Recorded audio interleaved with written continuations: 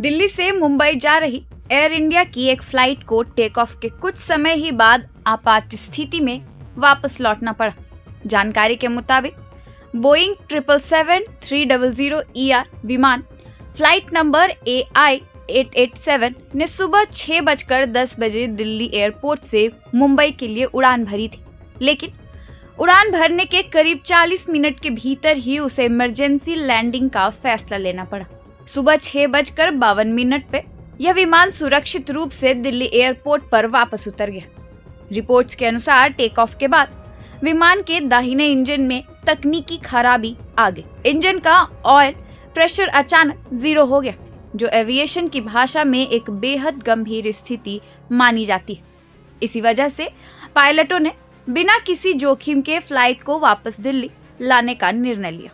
हालांकि विमान को 2 इंजन वाला था और ऐसे विमान एक इंजन के सहारे भी सुरक्षित रूप से उड़ान और लैंडिंग कर सकते हैं, लेकिन सुरक्षा को प्राथमिकता देते हुए तत्काल वापसी का फैसला लिया गया। फ्लाइट ट्रैकिंग वेबसाइट flightradar24.com के मुताबिक विमान टेक ऑफ के बाद करीब 1 घंटे तक हवा में रहा और फिर यू टर्न लेकर दिल्ली लौट आया। इस फ्लाइट में लगभग 335 यात्री सवार थे। राहत की बात यह रही कि सभी यात्री पूरी तरह सुरक्षित हैं। एयर इंडिया ने यात्रियों को अपनी मंजिल तक पहुंचाने के लिए वैकल्पिक विमानों की व्यवस्था कर दी है। इस घटना को गंभीरता से लेते हुए नागरिक उड्डयन मंत्रालय ने एयर इंडिया से पूरी जानकारी के साथ एक विस्तृत रिपोर्ट मांगी है। इसके साथ ही DGCA को इस तकनीकी खराबी की गहन जांच करने के निर्देश दिए गए हैं। मंत्रालय ने एयरलाइन को यह भी कहा है कि यात्रियों को हर संभव सहायता दी जाए और उन्हें अन्य फ्लाइट्स में समायोजित किया जाए।